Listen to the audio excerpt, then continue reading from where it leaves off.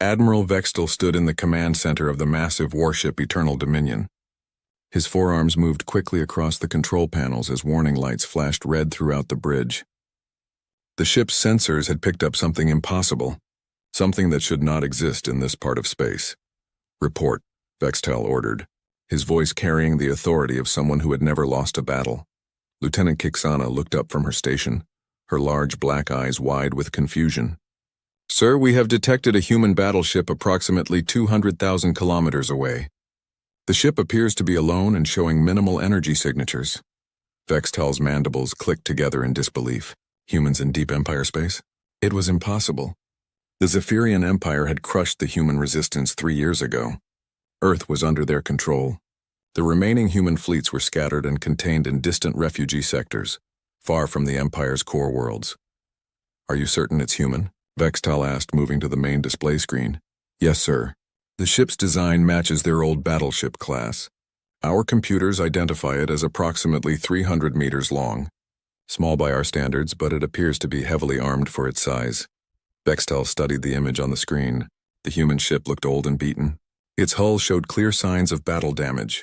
Dark scorch marks covered its sides where enemy weapons had struck. Yet somehow this ancient vessel had traveled deep into Empire territory without being detected. "How did it get here?" Vextel demanded. "We have 7 layers of sensor networks between here and human space. Nothing should be able to pass through undetected."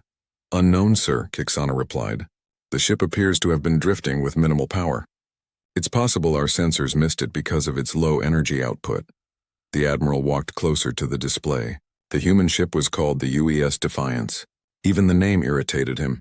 Humans always chose such aggressive names for their vessels, as if they could make up for their technological weaknesses with bold words. "Sir," another officer called out, "we're receiving a transmission from the human vessel." "Put it through," Vextel ordered. The screen flickered and the image of a human female appeared. She wore a dark blue uniform with several metal badges on her chest. Her hair was short and gray, and her face showed the lines of someone who had seen many battles. But her eyes were calm and steady as she looked directly at Vextel. "I am Captain Elena Vasquez of the Earth Defense Force," she said in clear galactic standard language. "I request permission to speak with your commanding officer." Vextel stepped forward so she could see him. "I am Admiral Vextel of the Imperial Navy. You are in violation of Empire space, human. Surrender your vessel immediately." Captain Vasquez smiled slightly. "I'm afraid I can't do that, Admiral. I've traveled too far to turn back now. I've come here to talk." "Talk?" Vextel's mandibles clicked again. "You have nothing we wish to hear. Your people are defeated. Your resistance is broken." "What could you possibly have to say?" "More than you might think," Vasquez replied. "But I prefer to discuss such matters in person. I'm willing to come aboard your ship if you guarantee safe passage." The request surprised Vextel. Humans were known for their bravery, but this seemed like suicide. One human against an entire Imperial battle fleet. "You would surrender yourself?" he asked. "I would come aboard to talk," Vasquez corrected. "There's a difference." Vextel considered the options. The human ship was clearly outgunned and outnumbered. Even if this was some kind of trap, what could one small vessel do against his fleet? His ship alone was 3 times larger than the human battleship. "Very well," he decided. "You may come aboard. But any attempt at treachery will result in the immediate destruction of your ship." "Understood," Vasquez said. "I'll launch a shuttle in 10 minutes." The transmission ended, leaving Vextel staring at the blank screen. Something about this situation felt wrong. Humans didn't simply appear in deep Empire space. They didn't casually request meetings with Imperial admirals. And they certainly didn't smile while doing it. "Sir," Lieutenant Kixana called out, "should we alert Imperial Command about this situation?" "Not yet," Vextel replied. "Let's hear what this human has to say first. It might be interesting." 20 minutes later, Captain Vasquez walked into the conference room aboard the Eternal Dominion. She was smaller than most humans Vextel had seen, but she moved with confidence. 2 Imperial guards flanked her, their weapons ready but not pointed directly at her. "Thank you for agreeing to meet with me," Vasquez said as she took a seat across from the Admiral. "Explain how you came to be in Empire space," Vextel demanded without ceremony. Vasquez leaned back in her chair. "My crew and I have been traveling for 2 years. We've crossed through 12 different star systems to reach this location. Impossible. Our sensor networks would have detected you. Your sensor networks are very good, Vasquez agreed, but they're designed to detect large fleets and invasion forces. A single ship, running silent and using specific routes, can sometimes slip through. Vextal studied her face. She was telling the truth, but not the whole truth. What routes? Trade routes. Shipping lanes. Places where single ships travel regularly. We studied your Empire's patterns for a long time before making this journey. The Admiral felt a cold sensation in his stomach. If humans had been studying Empire shipping patterns, what else had they learned? Why are you here? He asked. To deliver a message, Vasquez replied, and to give you fair warning. Warning? About what? Vasquez's expression became serious. You defeated our fleets 3 years ago. You occupied our worlds. You thought the war was over. But you made one crucial mistake, which was, you assumed that because we lost the battles, we stopped learning. Before Vextal could respond, alarms began sounding throughout the ship. Emergency lights flashed as officers rushed to their stations. Lieutenant Kixana's voice came over the communication system. Admiral, we have multiple contacts decloaking throughout the sector. Sir, there are human ships everywhere. Vextal stared at Vasquez, who remained calm in her chair despite the chaos around them. She looked at her watch and nodded slightly. Right on time, she said quietly. What have you done? Vextal demanded. Exactly what I said I would do, Vasquez replied. I came here to talk, but I also came here to show you that the war isn't over. It just moved to a different phase. The Admiral rushed to the nearest display screen. What he saw made his blood freeze. Dozens of human ships were appearing throughout Empire space, not just in this sector but across multiple star systems. His communication officers were receiving reports from Imperial bases across the Empire. Human vessels were decloaking near major installations, military bases, and even the capital world itself. How? Vextal whispered. We've had 3 years to study your technology, Vasquez explained. 3 years to learn from the equipment you left behind on our worlds. 3 years to understand how your Empire really works. She stood up slowly, her guards tensing but not interfering. We didn't come here to surrender, Admiral. We came here to graduate. Captain Elena Vasquez sat calmly in the interrogation chamber aboard the Eternal Dominion. The room was designed to intimidate prisoners, with harsh lighting and walls that seemed to close in around the single chair in the center. But Vasquez showed no signs of fear. She had seen worse places during the war. Admiral Vextal paced around her, his forearms gesturing as he spoke. Tell me about your journey. How did one human ship travel through Empire space undetected? Vasquez looked up at him with steady eyes. It wasn't easy. When Earth fell 3 years ago, most people thought the war was over. But a few of us knew better. We knew that losing battles doesn't mean losing the war. She paused, remembering those dark days after the surrender. My ship, the Defiance, was damaged in the final battle over Luna. We limped away with the other surviving vessels. Most of the fleet went to the refugee sectors as ordered. But I had a different idea, which was to learn everything we could about our enemies. Vextal stopped pacing. Explain. Vasquez began to tell her story. After the fall of Earth, she had gathered a crew of volunteers. Engineers, pilots, soldiers who refused to accept defeat. They had spent months in the outer systems, studying wreckage from Imperial ships destroyed during the war. Your people are very good at building things, she said, but you're not very good at cleaning up after battles. You left a lot of useful debris behind. The human crew had worked in secret, hidden in asteroid fields and dead systems where Imperial patrols rarely went. They salvaged everything they could find. Computer cores, navigation systems, communication equipment, even pieces of armor plating. We reverse-engineered everything, Vasquez continued. Your computer codes, your sensor frequencies, your communication protocols. It took us 8 months just to understand how your navigation systems work. Vextal felt uncomfortable. The Empire had procedures for cleaning up battle sites, but resources were often needed elsewhere. The idea that humans had been systematically studying Imperial technology was disturbing. But knowledge wasn't enough, Vasquez said. We needed to test it. So we began making short trips into Empire space. Just a few light years at first, then deeper as we learned more. She described how they had developed new tactics. The Defiance would enter a system running silent with minimal power output. They used captured Imperial identification codes to masquerade as cargo ships when questioned. They studied patrol routes and learned to time their movements perfectly. Your empire is very large, she explained, and large empires have patterns. Ships move on schedules. Patrols follow the same routes. Communications happen at predictable times. Once we understood the patterns, we could move between them. The Admiral realized she was describing something impossible. You're telling me that one ship spent 2 years mapping our entire defense network? Not just one ship, Vasquez said with a slight smile. And not just mapping. Before Vextal could ask what she meant, she continued her story. The human crew hadn't just been learning Imperial technology. They had been improving it. Your people build things to work efficiently, she said, but humans build things to work in ways you never expect. We took your sensor systems and made them better. We took your cloaking technology and made it smaller.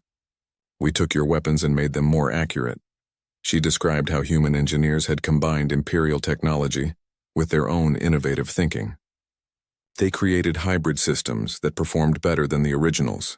Imperial sensors designed to detect large fleets couldn't track their modified ships. Imperial communication systems couldn't decode their encrypted messages. But the most important thing we learned, Vasquez said, was that your empire's greatest strength is also its greatest weakness, which is predictability. Your empire runs like a machine. Everything has rules and procedures. Everything follows patterns. That makes you very efficient, but it also makes you vulnerable to people who don't follow the same rules. Vextal was beginning to understand the scope of what she was describing. You've been preparing for another war. No, Vasquez corrected. We've been preparing to end the war properly. She explained that the Defiance hadn't been working alone. While Imperial forces focused on the known refugee fleets, other human ships had been active throughout the galaxy. Underground shipyards hidden in asteroid belts. Research stations disguised as mining operations. Supply networks that moved resources through abandoned systems. The Empire made an important mistake, she said. You assumed that because you defeated our military, you had defeated our people. But humans don't give up easily. We adapt. The Admiral felt a growing sense of dread. How many ships? Enough, Vasquez replied simply. She described how the human resistance had grown in secret. Not the desperate, disorganized resistance the Empire expected, but a careful, planned operation. They had used Imperial databases to identify weak points in the defense network. They had infiltrated communication systems to monitor Imperial fleet movements. They had even placed people in key positions throughout the Empire. Your people are very trusting, she said. Humans look like many other species when we wear the right clothes, and we're very good at learning languages. Vextal realized that everything he thought he knew about the post-war situation was wrong. The Empire believed they were facing scattered refugees. Instead, they had been infiltrated by an organized resistance network. The ships that are decloaking right now, he said slowly. This was all planned. For 18 months, Vasquez confirmed. Every ship, every position, every timing sequence. We've been watching your fleet movements and waiting for the right moment. What do you want? Before she could answer, the lights in the room flickered. Emergency power systems activated as the main power grid shut down. In the distance, Vextal could hear officers shouting orders and running through the corridors. Vasquez checked her watch again. That would be phase 2 of our demonstration. What have you done to my ship? Nothing permanent, she assured him. But we needed to show you that we understand your technology better than you think we do. The power will come back on in exactly 3 minutes. She stood up slowly, and the Admiral noticed that her guards were no longer pointing their weapons at her. In fact, they looked confused and uncertain. The thing about studying your enemy for 3 years, Vasquez said, is that you learn all their weaknesses. You learn how to disable their ships without firing a shot. You learn how to jam their communications. You learn how to make their own security systems work against them. The lights came back on exactly 3 minutes later, just as she had predicted. We didn't come here to fight another war, Admiral, she said. We came here to show you that fighting us again would be a very bad idea. We've learned everything we need to know about your empire. The question is, what are you going to do with that information? Admiral Vextal rushed back to the command bridge, leaving Captain Vasquez under guard in the conference room. The scene that greeted him was chaos. Officers ran between stations while alarms blared throughout the ship. The main display screen showed tactical information that made his stomach turn cold. Report, he shouted over the noise. Lieutenant Kixana looked up from her station, her face pale with shock. Sir, we have confirmed contacts throughout Empire space. 67 human vessels have appeared simultaneously across 14 different star systems. Vextal stared at the display. Red icons marked human ship positions across a map of the Empire's core territory. They weren't just in this sector anymore. Human ships had appeared near military bases, orbital shipyards, and major population centers. How is this possible? He demanded. Unknown, sir. The ships appear to be using some kind of advanced cloaking technology. Our sensors couldn't detect them until they powered up their main systems. Communication requests flooded in from across the Empire. Imperial bases were reporting human ships appearing without warning. Most disturbing of all, the humans weren't attacking. They were just sitting there as if waiting for something. Sir, another officer called out, we're receiving reports from the capital system. A human battleship has appeared directly above Zephyr Prime. Vextal felt his legs grow weak. The capital world was the most heavily defended planet in the Empire. 12 orbital defense platforms surrounded it, along with a permanent fleet of 50 warships. Nothing should be able to approach undetected. What kind of battleship? He asked. Unknown class, sir. It's larger than the vessel we detected here, but our long-range sensors can't get detailed readings. The ship appeared inside the orbital defense grid. The Admiral realized the scope of what was happening. This wasn't a random attack or a desperate strike by human refugees. This was a coordinated operation that had been planned for months, possibly years. Open a channel to Imperial Command, he ordered. While his communications officer worked to establish contact, Vextal studied the tactical display more carefully. The human ships weren't positioned randomly. They had appeared at key strategic locations throughout the Empire. Military shipyards, communication centers, major trade routes. Whoever planned this operation understood Imperial military doctrine very well. Sir, I have Admiral Zixara from Imperial Command. The face of the Empire's highest military commander appeared on the screen. Admiral Zixara looked as shocked and confused as Vextal felt. Vextal, what is your situation? Zixara demanded. We have one human battleship in our sector, sir. The captain is aboard my ship. She claims this is some kind of demonstration. Demonstration? Zixara's mandibles clicked rapidly. We have human ships throughout the Empire. They appeared simultaneously at 1430 Imperial Standard Time. Our analysts believe this required coordination across hundreds of light years. Vextal felt a chill run through his body. Coordinating fleet movements across such distances required advanced communication technology and precise timing. The humans had demonstrated capabilities that the Empire's own military would struggle to match. Have any of them attacked? He asked. No. That's what makes this so disturbing. They're just sitting there broadcasting the same message on all frequencies. What message? Before Zixara could answer, Lieutenant Kixana interrupted. Sir, the human ships are all transmitting simultaneously. Put it through, Vextal ordered. The transmission came through clearly on all communication channels. It was Captain Vasquez's voice, but the message was being broadcast by every human ship in Empire space at the same time. This is Captain Elena Vasquez of the Earth Defense Force, speaking for the Free Human Alliance. We are transmitting this message from 67 locations throughout the Zephyrian Empire. We have not come here to attack or invade. We have come to deliver a message. The transmission paused, and Vextal realized that millions of Imperial citizens across dozens of worlds were hearing these words. 3 years ago, your Empire conquered our worlds and defeated our fleets. You believed this meant the end of human resistance. You were wrong. We have spent these 3 years learning everything we could about your technology, your tactics, and your weaknesses. Another pause. Vextal could imagine the panic spreading through Imperial Command as they realized the implications. The ships you see before you represent the graduation of the human race. We have taken your technology and improved it. We have studied your empire and learned to move through it at will. We have demonstrated that your most secure systems can be penetrated, and your most advanced defenses can be bypassed. The Admiral looked at the tactical display again. The human ships weren't using standard Imperial designs. They were smaller than typical battleships, but their energy signatures suggested they carried more powerful weapons than their size should allow. We do not wish to continue this war, the transmission continued, but we will not accept the permanent occupation of our worlds. Therefore, we give you this ultimatum. Withdraw all Imperial forces from human systems within 72 standard hours. Release all human prisoners and slaves. Return all captured human territory to our control. Vextal exchanged glances with his officers. The demands were impossible. The Empire never negotiated with defeated enemies. They never retreated from conquered territory. If you refuse these terms, Vasquez's voice continued, we will demonstrate additional capabilities that we have developed during our 3 years of study. We have learned not just how to build ships that can penetrate your defenses, but how to disable your infrastructure, disrupt your communications, and eliminate your ability to maintain control over conquered territories.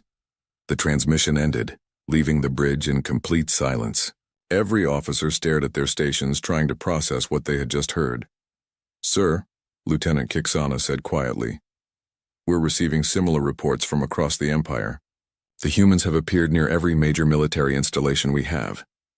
Admiral Zixara's voice crackled over the communication system. Vextal returned to the capital immediately. Bring the human captain with you. The Emperor wants to hear what she has to say. Understood, sir. As Vextal prepared to leave the bridge, another alarm sounded. This time it wasn't a detection alarm. It was a priority communication from the mining world of Kalos 3. Sir, the communications officer reported, Kalos 3 is reporting that the human ships in their system have disabled their orbital defense platforms. No weapons were fired. The platforms just stopped working. Vextal felt his confidence crumbling. The humans weren't just threatening to demonstrate their capabilities. They were already doing it. Any casualties? He asked. None reported, sir. The platforms are intact, just completely non-functional. The Admiral realized that the Empire was facing something they had never encountered before. An enemy that could appear anywhere without warning, disable their defenses without firing a shot, and coordinate complex operations across vast distances. Most disturbing of all, these humans seemed to understand Imperial technology better than the Empire did itself.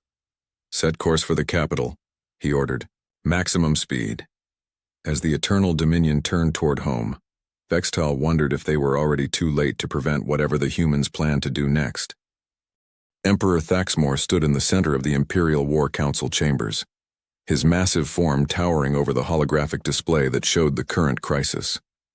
The ruler of the Zephyrian Empire had not slept in 36 hours. Red indicators marked human ship positions throughout his territory, and new reports arrived every few minutes. How many ships do we estimate they have? The Emperor asked his assembled military leaders. General Kolneth, commander of Imperial ground forces, stepped forward. Our current count shows 67 confirmed vessels, Majesty. However, intelligence suggests there may be more that remain cloaked. 67 ships, the Emperor repeated slowly.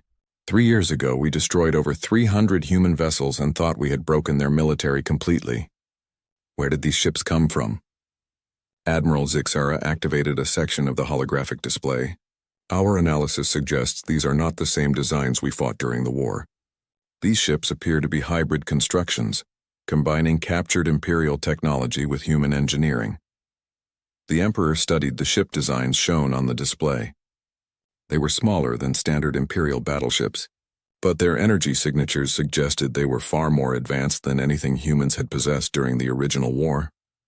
You're telling me, the Emperor said carefully, that in 3 years the humans not only rebuilt their fleet but improved upon our technology? That appears to be the case, Majesty, Admiral Zixara replied reluctantly. General Kolneth moved closer to the display. With respect, Majesty, 67 ships cannot threaten the entire Empire. We have over 2,000 vessels in our active fleet. I recommend immediate retaliation against all human positions. And what of their demonstrated capabilities? Asked Admiral Zixara. They have shown they can appear anywhere in our territory without detection. They disabled the orbital platforms at Kalos 3 without firing a single shot. They somehow penetrated the capital system's defenses. The Emperor walked around the display, studying the ship positions. The humans had chosen their locations carefully. They weren't positioned to attack major targets. Instead, they sat near key infrastructure points where they could cause maximum disruption with minimal force. What do our intelligence reports tell us about human activities in the refugee sectors? He asked. Intelligence Director Velmoth activated another section of the display.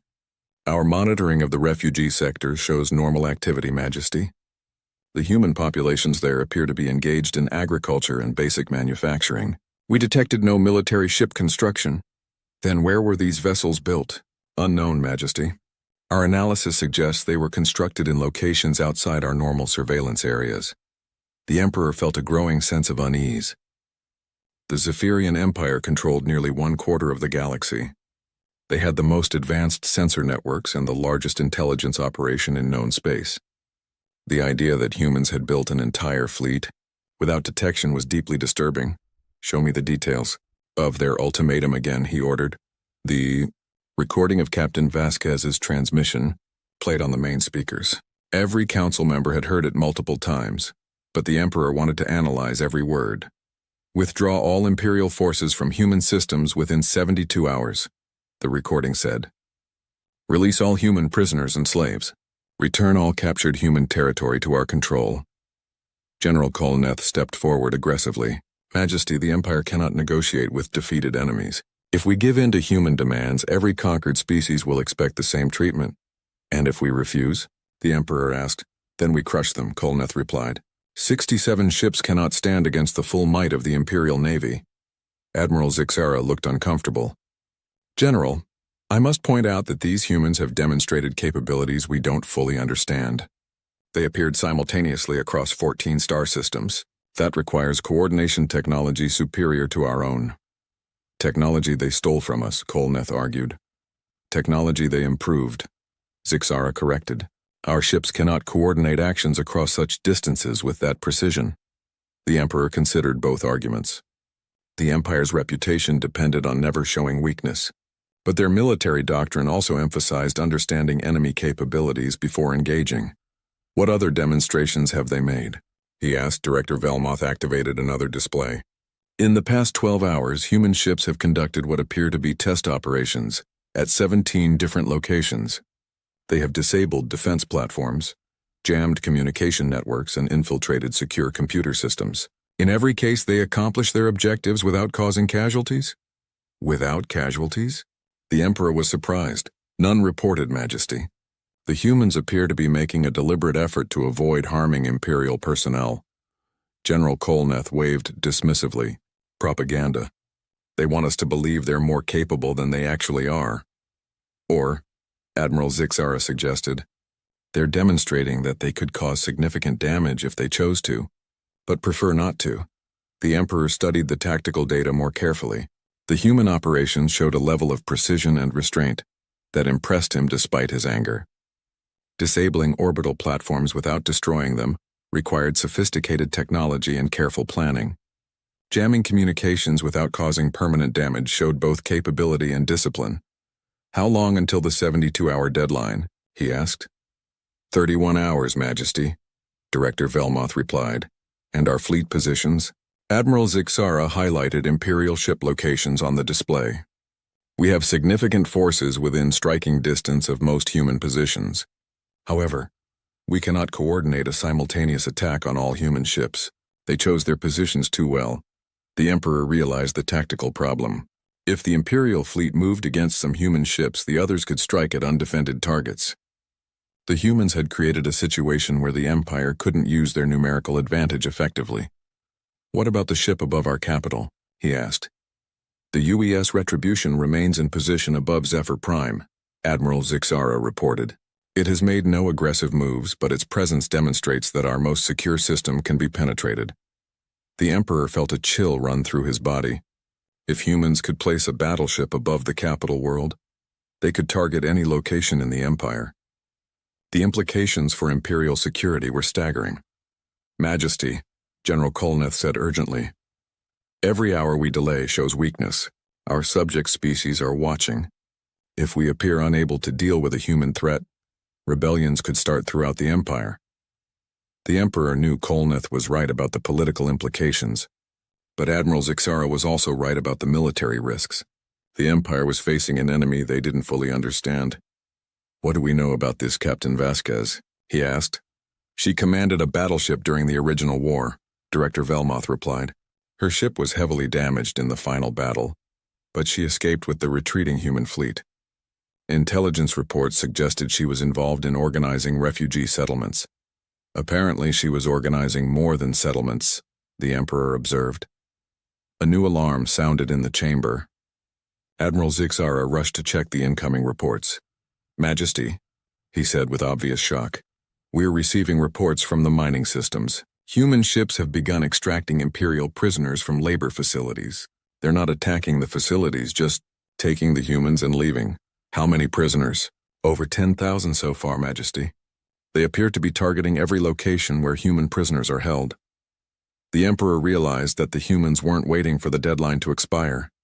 They were already implementing their demands, one facility at a time.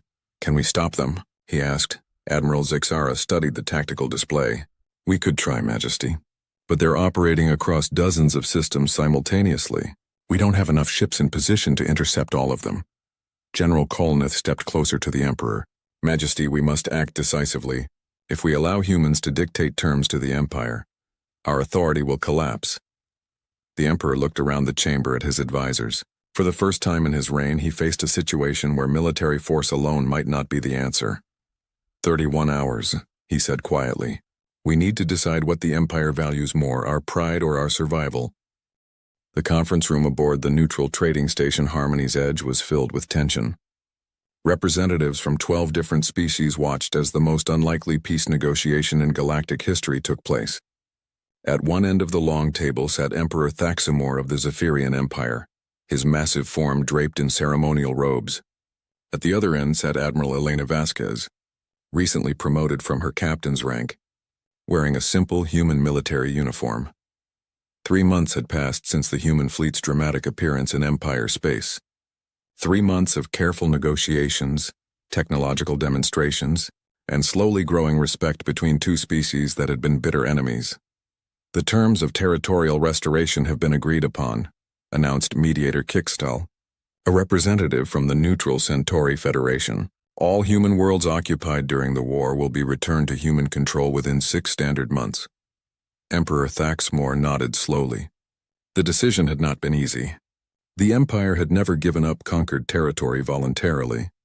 But the humans had continued their demonstrations of capability throughout the negotiation period.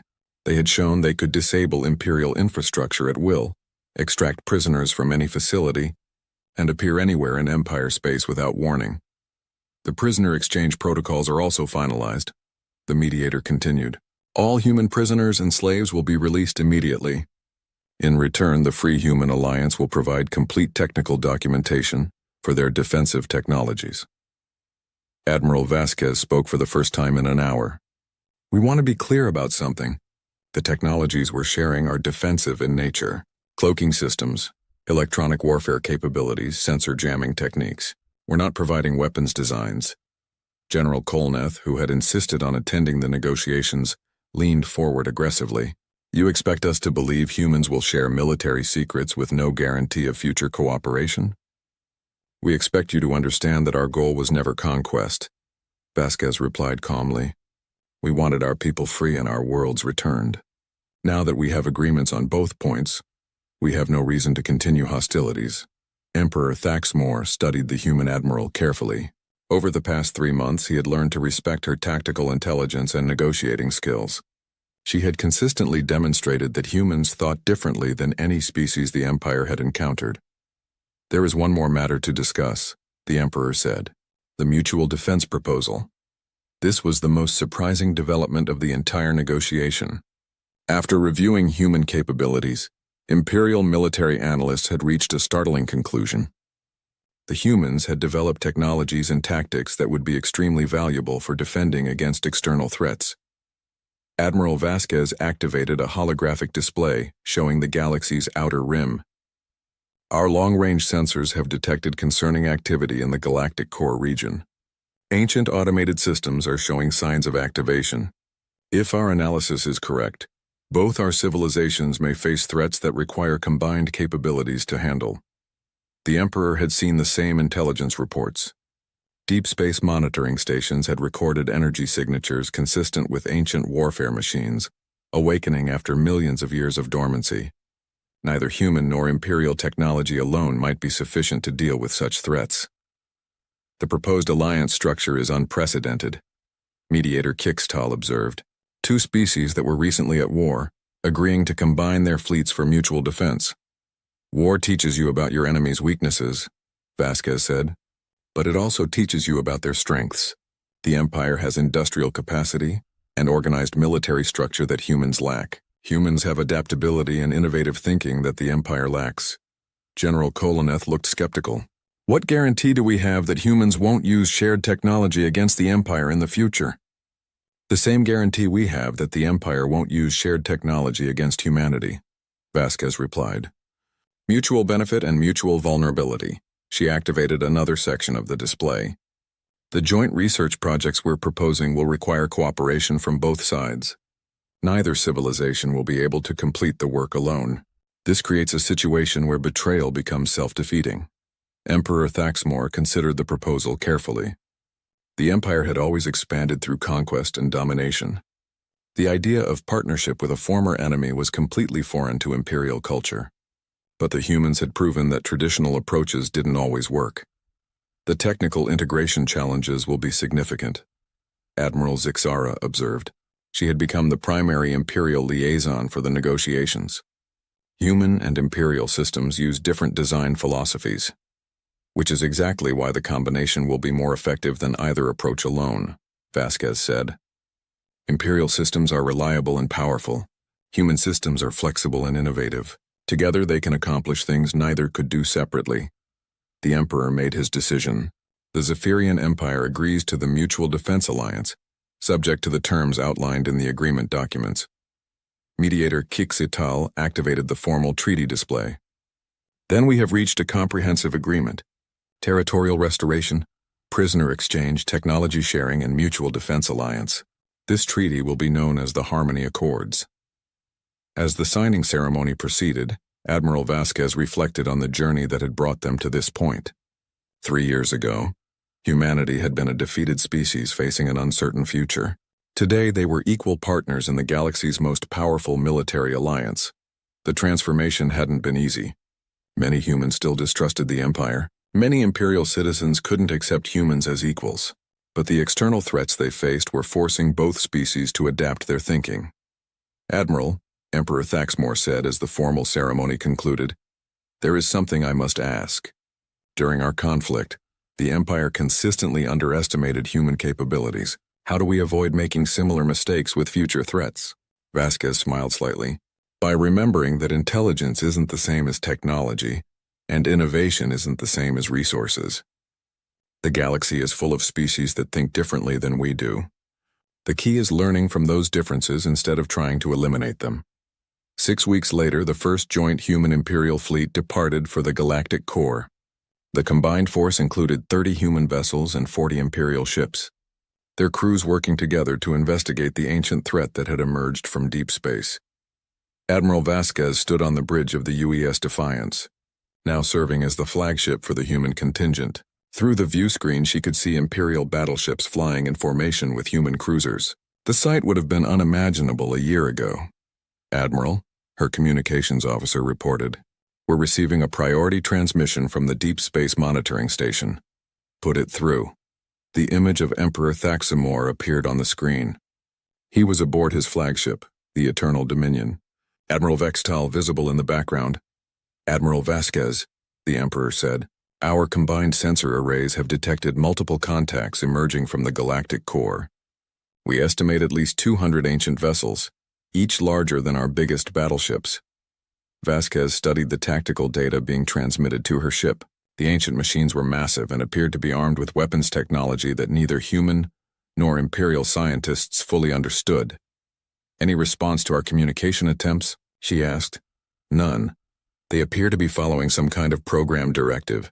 Our xenoarchaeology teams believe they may be automated defense systems from a civilization that died out millions of years ago." Vasquez nodded. "Then we'll have to stop them the same way we solved our own conflict, by working together and learning from each other." She opened a channel to all ships in the combined fleet. "This is Admiral Vasquez to all vessels. We're about to face something that neither of our civilizations has encountered before. Imperial ships will provide heavy firepower and defensive coverage. Human ships will focus on tactical flexibility and electronic warfare. Remember, we're not competing with each other anymore. We're protecting the galaxy together." As the joint fleet moved toward the emerging threat, Vasquez realized that the war between humans and the Empire had ended in the best possible way, not with total victory for either side, but with both sides becoming stronger through cooperation. The ancient machines ahead represented a challenge that would test everything they had learned about working together. But for the first time since the war began, Admiral Vasquez felt confident that they would succeed.